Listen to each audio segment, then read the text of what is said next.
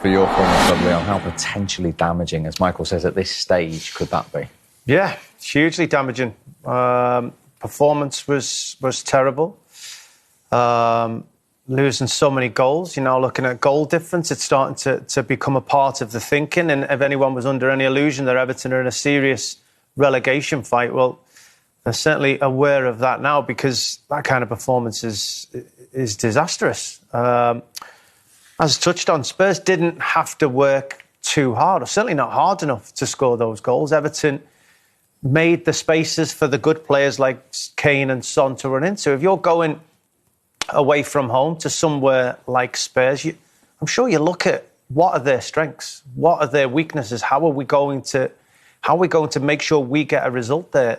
It was as if Everton played into Tottenham's hands. They created the spaces for Spurs. They went and closed in ones and twos, allowed Spurs to pop it round. I've seen Spurs struggle so often this season against teams that defend deep, don't give them any room to play, make it very difficult for Spurs.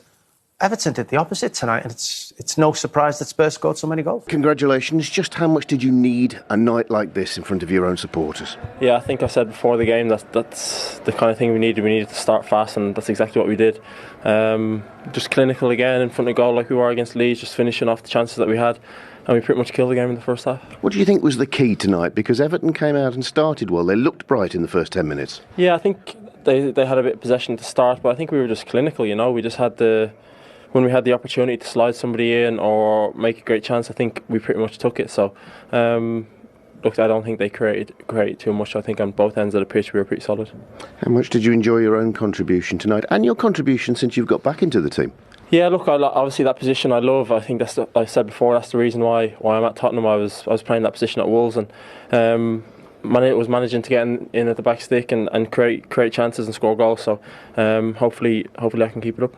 Another special night for Harry Kane. He's had a few, hasn't he? He's just passed Thierry Henry's Premier League goal scoring mark with the help of your assist, of course. Knowing him as you do, how pleased will he be?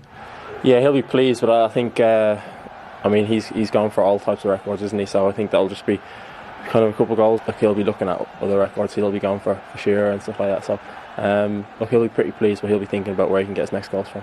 Just finally, after that FA Cup defeat last week, how important was this result just to give your whole season some fresh impetus? Yeah, exactly like you just said, fresh impetus. We needed to kind of have a reaction.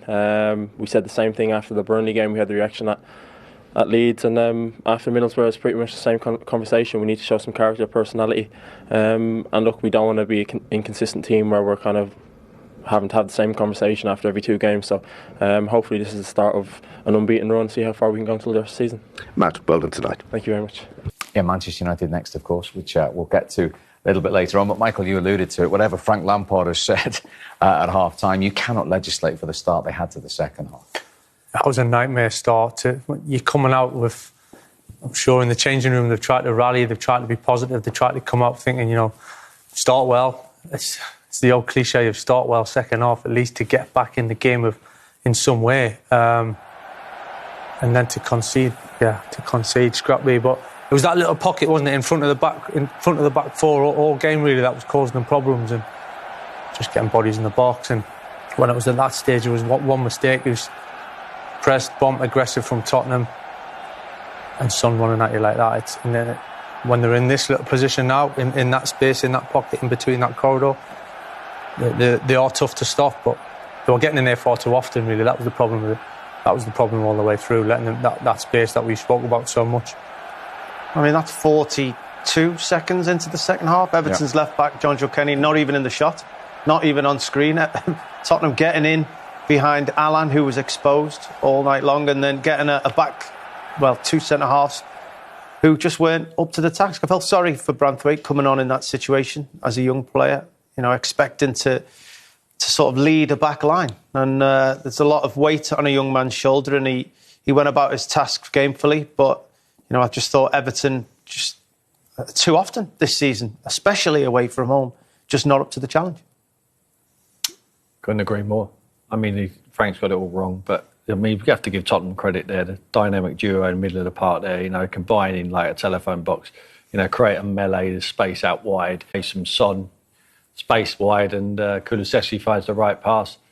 But the next goal was just incredible. incredible finish from the best striker in the Premier League at the moment. You know, he's had a bit of a barren spell, but Doherty, I'm pleased for him as well. That's a tremendous little Michael Carrick-like ball over the top, and he just lets it drop onto his left foot, and the timing is fantastic. But I mean, what are Everton doing? Just here, a gift. Just a gift. What's the approach there? They're doing exactly what Spurs wanted them to. Take the ball at the back, leave yourself exposed, give the ball away, and leave us spaces to run into. We've got quality to do that. We've got Harry Kane, we've got Heung-min Son, we've got players that will love running into those spaces. We'll be clinical when we get in there. So if you could just give the ball away in bad areas, we'll score goals. I mean, I just don't understand what Everton's thoughts are. I mean, we spoke before the game about make it difficult for Spurs. Don't give Kane and Son the spaces deep. Certainly don't let them run over the top. You have to defend deep as a team. Don't get caught playing out from the back. And Everton ticked every one of those boxes. Was it naivety at times, Michael, though? Probably naivety, yeah. But I'm just going back to that goal from Harry Kane. There's not many players in world football on your weaker foot when that's coming over your shoulder. You kind of expect them to hit the target. You know, that's the standard. When it coming there, you're thinking... Most of the players, you're not even expecting it to hit the target. And for him, I mean, a goal, what a strike. But that's he's got that authority, like you said when he went through first off. Don't expect them to miss. It's a goal. It's incredible. But yeah, Everton in the end caused their own problems at times. You can see obviously what they want to do. They want to try and replay, and they want to try and play through the pitch and take possession. But in the end, it's come back to haunt them today. He's pulled away against Leeds like that, but he knows he's closer to the goal, so he knows it's a different type of finish. You just got to steer it on target. There he knows it's a little bit wider, he needs to get a bit more onto it, and he just swipes it into the bottom corner. I mean, he practices that every day, that's why he's so good. I mean, any kids out there watching, it don't just happen, he don't just turn up and do that. He's not born like that, it's because he works on it every day. More often than not, though, he doesn't just hit the target, he hits the very corner. Corners. He hits the postage stamp, or it's in off the post. I mean, to hit the target from that angle, you'd say that's an incredible effort. But he hits it in off the post. Pickford's not even expecting it to do that. Brilliant finish from an incredible striker. Could have been a lot worse. As was the one in the first half you pointed to as well. Once he was through, never in any doubt. Never in doubt. Never in doubt. As soon as, he bullies Keane there, half an argument for Frank Lampard wants a foul there. He carries on his run, he times it brilliantly, a few little short steps, and then just sits the goalkeeper down and just rifles it in the bottom corner. He's never, ever going to miss. Do you think this is a foul, Michael, this one? I'm not sure it's a foul, is it? I think he's just a bit stronger than Keane. Keane lets himself get bullied. I mean, he lets Harry just feel him, and he just get off, out of the way. Lays it back there. Great pass there. Good timing of the run. And as soon as he's in, just the authority of the man, he's just got the arrogance to just stand up and just slide that past. He's delighted because he's had a few chalked off for offside. He's delighted when that's not, but no one's saving that. And that's against the keeper that knows him, a keeper that's seen him in those situations before, who should, you'd think, be able to spot a tell or something on the way through. Not Harry Kane. He was in no doubt, and we were in no doubt that he was going to score that, and that is the measure of the man. Yeah. That's where he goes in the all-time list, above Thierry Henry. Ironically, just one goal behind Frank Lampard, the Everton manager, then Aguero, Andy Cole, Wayne Rooney. And, well, our good friend Mr. Shearer won't be getting too concerned yet. 84 behind Alan Shearer, Tim. Yeah, but look at the appearances of the rest of the guys. I mean, he's there. Alan's looking over his shoulder. He's coming. Alan just wants him to go to Real Madrid. He does. As quickly He as makes possible. no bones about that, to be fair to him. Listen, what do you imagine if he went to Man City? He'd do that next season. But, I mean, Sergio Aguero is the only other one on that list that, if you're looking at games to goals tally, that has given Harry Kane a run for his... Well, to be fair, Thierry Henry, but he's passed him already. But you're right. If Harry Kane was to go to Manchester City, if he was a team of that ilk, geez... That would be on there. He's the only name on that list who hasn't won the Premier League. He's not always in the best team or one of the 2 or 3 best teams in the league either, is he? That's a good point, yeah. I think that in some ways that's what's missing for him as well, of a trophy. I know that's a slightly different point, but surely at some point he's going to be desperate for silverware to top that. Like you say, the other boys there have all played for teams that are winning things, and maybe they get more service, maybe they don't, but he creates so much himself anyway as well. So You could speak all night about his record and what he brings. Composure in front of goal, his quality. Like Tim makes the point now, it's not an accident. It's work, isn't it? It's work, it's attitude, it's building year on year and getting better and better. And any time he gets a chance, you just fancy him to score. And even more so this season. He's had disappointment not going to Man City. He's had the criticism that his form's been off. Just got on with it. He's gone and scored back-to-back hat-tricks for England. His form's still poor when he comes back to Tottenham. They're not playing the style he wants to play, but he's rolled his sleeves up, he's persevered with it, and now he's broke through. And now he looks like Harry Kane of old, just in time for the summer. Indeed. Probably disappointed. What are you intimating, Timothy? I mean, he's going to want to go. You don't see him in a Spurs shirt next season? I don't see him in a Tottenham shirt unless he signs a new contract. But he's not going to sign a new contract unless Antonio Conte signs a new contract. He's only got 1 year left. Why should he be there longer than the manager? You don't know who's coming through the door next. No guarantees. You've seen a lot of managers off there. They've still not won anything. If Man City is still there for him, he has to go to Man City. Who thinks about leaving Tottenham to go and win things, eh? I'm not saying anything. Hey, it worked. Just a 5. He's about one behind Frank Lampard tonight. What will be in that Everton manager's mind when he travels back north this evening? Oh, disappointment, for sure. His game plan certainly didn't work tonight. Picked off at times. But it's the moment to regroup himself and regroup because the team have got 2 incredibly big games coming up in the week. They've got Wolves at home, Newcastle at home, and they need to win both of them. Make no doubt about that. Everton need 6 points from those next 2 games. Their run after that is incredibly difficult, especially their home games. So Everton have to look at those. So he hasn't got time to dwell on that defeat. He hasn't got time to let the players feel down and defeated and deflated about it. He has to somehow pick them up and start working towards beating Wolves on Sunday because arguably it's Everton's biggest game of the season now. And him himself, I mean, it's only his 3rd job. It's his heaviest defeat as a manager. In fact, it's his heaviest defeat, I'm hearing, as a player or a manager for 18 years in Frank Lampard's career. Well, this isn't normal for him at all. No, and certainly, I mean, it's a huge defeat, and he wouldn't have enjoyed going back there. He's had some decent results at Tottenham, but he's always gone back with Chelsea players, at his disposal. He's going back there with a lot of them defenders and just not good enough. So you have to have a different game plan. You can't go there. We talked about looking at Tottenham's strengths and nullifying them. Don't worry about taking a game to Tottenham. Get something. If you can't get a win, you get a draw. You need to be more solid. You need to protect the 2 centre-backs, Holgate and Keane. They're not good enough. They're not good enough, so they need protection in front of them. They didn't have that tonight, and they got exploited. He'll be learning all the time, analysing every game, won't he? He's lost 4 of the 5 league games he's had in charge. Like I said before, momentum is so important both ways. And you look at that, and with the red on the board there, with the 1 win from the 5 games, you've got to nip that in the bud. This time of year, every game means so much more than from the rest of the season going into the running, and momentum both ways just snowballs. And Leon said the next 2 games are so important because they get good results in the next games. Who's not to say that they're running the little cluster of games after that? They look tough at the moment, but if they get 2 wins, they could easily go and get another win or 2 in that because that's kind of confidence and belief in a bit of freshness. Everton are that type of club, and we've done that in the past. I mean, going back a few years now, when I was in the team, we've had a couple of poor starts to the season. There was once where we were, I think, in the relegation zone just on Christmas time, and people looking around being a little bit concerned, and suddenly you win a game that you've had to really roll your sleeves up, get your backs to the wall, and you come out of it really pleased with each other. And then that snowballs. Suddenly you get on a run, and we finished in the top half that season and went on to qualify for Europe again for the next few seasons. And it comes down to small margins, getting the momentum.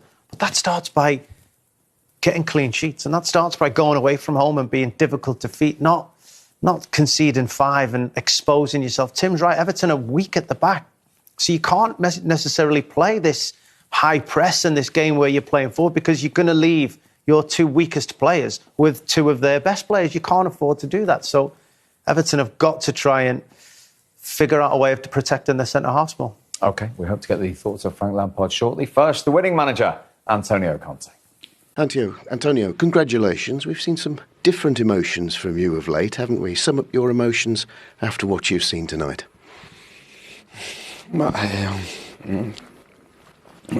Surely a good game. A good game and also a good answer after the defeat against Middlesbrough. And it wasn't an easy game because Everton, as I said to you before the game, is a team that now is fighting in a relegation zone, but they have a really good squad with good players. But tonight I think we played a really good game, and from the start until the end, and we moved the ball very well, quickly, and we attacked the space with the right time. And I'm pleased for my players, especially because when you see this type of game and you see that the work that we are doing, the hard work that we are doing, and is starting to pay, is good. I think that this team is a team that is improving a lot. We have a lot of space to continue to improve, but from I arrive, I think the level of this team has improved, but it's not enough. It's not enough because we know very well that in England the level of this league is very high, and but at the same time the players and I want to try to be competitive and to fight for position. To try to stay in position at top of the table, and we have to take this responsibility. The players and I, and in the last 12 games to play and to give everything, and then at the end of the season we'll see which will be our position in the table. Looking at that position, have they put themselves right back in that top 4 fight tonight? Oh yeah, I never thought they was out of it. I think they're inconsistent. We know that. You know, they can go and beat Man City. They've got the quality to be able to do it, but then they lose at home to Southampton and Wolves, go away to Burnley, get beat, lose in the FA Cup to Middlesbrough and Championship side. Not good enough. Consistency is not good enough. So you'd have to say at the moment, on the balance of that, you would say Arsenal are in pole position. In the league position, Arsenal are in pole as well. I just think Tottenham have the firepower. I think the head-to-heads, the North London derby is going to be huge, and the game at the weekend against Man United. If you lose both of them games, which they're capable of doing, we know they are, but they're also capable of winning them. If they lose both of them games, then top 4 is not an option. But, you know, he's got them in a good position.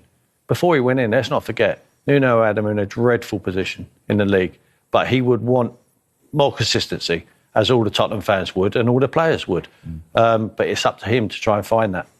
Yeah, 30 points from a possible 48 since he assumed responsibility from Nuno. How would you sum him up so far, do you feel?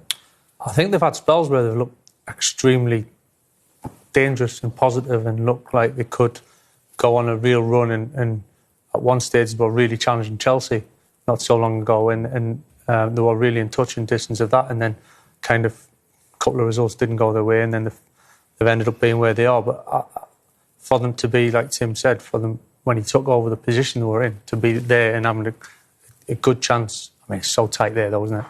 I think if there'd be twists and turns, whatever happens on the weekend, I think there'll be twists and turns within that, because there's 4 teams that have anything's possible, and they'll play each other at some point. So I don't think this weekend will decide anything coming up. Whatever the result, even though it might swing, there's still a bit of football at that end of the table to play, I think. I mean, even on Arsenal, Leon, they've got to play United, Spurs and Chelsea yet. Yeah, well, it could go to any of them teams. It really could. Michael's right that you just don't know. All of them have been really good at some point in the season. All of them have been poor at some point in the season, inconsistent. So it is going to go down to the wire. With regards to Spurs, if they play in the manner they did tonight, they'll have a chance, but they need to get on the kind of run they got when Antonio Conte first joined the club, where I think they won 7 out of the first 8 games, or first 9 games, something like that. But You know, they're just inconsistent. I expect them to be good against Man United. I expect them to beat Brighton twice, teams that will come out and they'll go toe-to-toe with. Anytime they get an opportunity to match up Kane and Son with players at the back and the opposition will match up with them, they'll probably win the games. But I think for those teams that try and frustrate Spurs, I think when it'll come down to it,